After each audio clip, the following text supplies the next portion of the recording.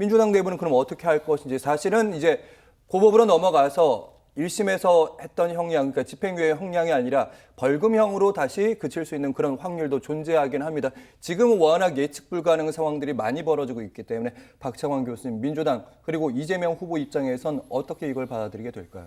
민주당이나 이재명 후보 입장에서는 도저히 받아들일 수 없는 몇 가지 문제점들이 있습니다. 일단 첫 번째로 대법원이 유례 없는 빠른 판단을 했다라는 겁니다. 원래는 소부에 배당을 했었죠. 그런데 소부에서 만장일치 판결이 나오지 않을 때 전원재판부로 회부하게 돼 있습니다. 그런데 이번에는 소부에 배정하고 판단이 나오기도 전에 바로 전원재판부로 회부를 했거든요. 자, 이것 때문에 논란이 좀 절차상의 논란이 있는 거고, 두 번째로 재판부의 판단이 국민들에게 지난 3년 전 이재명 당시 후보의 말이 허위사실 유포에 해당되는지 여부에 대한 명확한 판단을 내려줬다는 거에 대해서는 저도 동의를 합니다. 근데 문제는 그런 정확한 판단 이후에 그러면 이제 33일밖에 안 남은 대선에서 국민 주권의 행사를 갖다가 어떻게 할 건지, 즉 대법원이 국민들의 주권 행사를 막을 수 있느냐, 제한할 수 있느냐, 이 부분은 전혀 다른 문제거든요. 네. 그렇기 때문에 예를 들어 뭐 2주 내에, 3주 내에 원래 633 선거법 위반에 대해서 빠르게 하는 이유가 뭡니까? 선거법 재판을 빠르게 하는 이유는 국민들의 혼란과 비용 이런 것들을 최소화하기 위해서 한 거잖아요. 예. 그러면 그런 취지로서 대한민국 법의 안정성과 대선의 혼란을 피하기 위한 후속적인 조치, 예를 들어 대법원의 판단은 2주 내에 나와야 된다던가, 또는 만약에 대법원의 판단이 고법의 판단이 늦어질 경우에 예.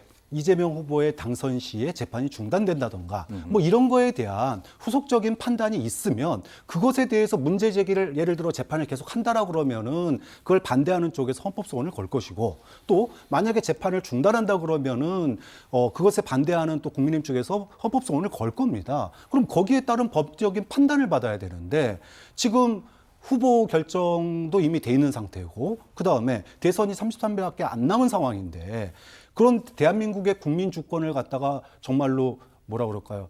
그 사표를 만들어버리는, 예. 국민 주권 행사를 무력화시킬 수 있는 그런 상황이 초래될 가능성이 굉장히 높은 상황에서 오늘 대법원의 판단은 그런 것에 대한 가이드라인을 함께 제시하지 않았다는 점은 굉장히 무책임하고, 굉장히 이거는 국민 주권을 갖다 대법원이 기회를 갖다가 박탈한 거 아니냐라고 하는 비판을 들을 수밖에 없는다. 어떻게 박창원 교수님 결국 네. 이제 대법원이 이제 법적으로 법리적으로만 판단했다고는 하지만 그 후과 결과론적으로는 정치적인 혼란이 발생한 건 맞고 민주당 내부에서 논란이 이제 발생하는 거 맞습니다.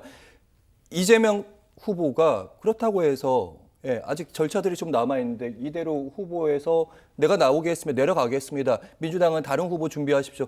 이런 움직임을 보일 수 있을 것이고 현실적으로. 그거는 온전히 민주당의 선택에 달린 문제입니다. 자, 지금 박창원 교수님이, 저는 박창원 교수님 말씀에 대부분 동의하는데, 좀 전에 이제 말씀하신 국민 주권에 대한 침해 부분의 언급이 있었는데 그 부분에 대해서는 동의하지 않습니다.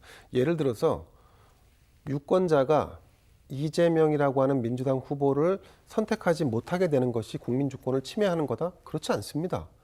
유권자는 유죄로 확정된 자에 대해서 오히려 선별할 수 있는 어떤 약간 그 혼란이 있었는데 그 혼란을 정리한 거죠.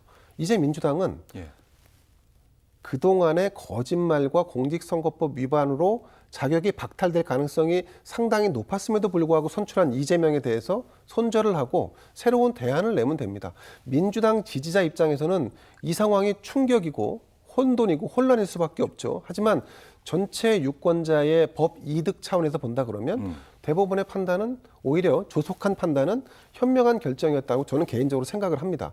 그리고 이 민주당의 혼란이라는 것은 사실은 민주당이 스스로 자초한 측면이 있기 때문에, 왜냐하면 민주당이 스스로가 이런 위험성을 다분히 내포하고 있는 후보를 대선 주자로 선출한 거지 않습니까?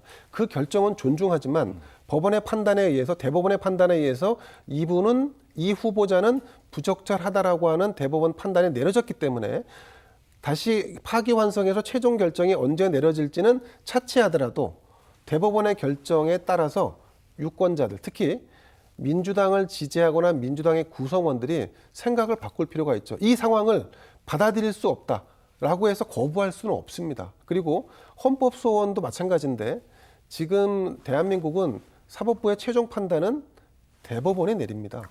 대법원의 판단에 대해서 헌법소원을 제기한다고 해서 헌법재판소가 대법원을 무시하거나 대법원의 상위 개념으로 판단을 오히려 좌우한다는 것은 삼권 분립의 원리에 따라서 구성되어 있는 대한민국 민주정, 이 사법부에 대해서 헌재가 과도한 개입을 하는 것으로 오히려 그것이야말로 큰 오해를 부를 수 있다는 점에서 이거는 그냥 순리대로 받아들이면 된다. 그렇게 생각합니다.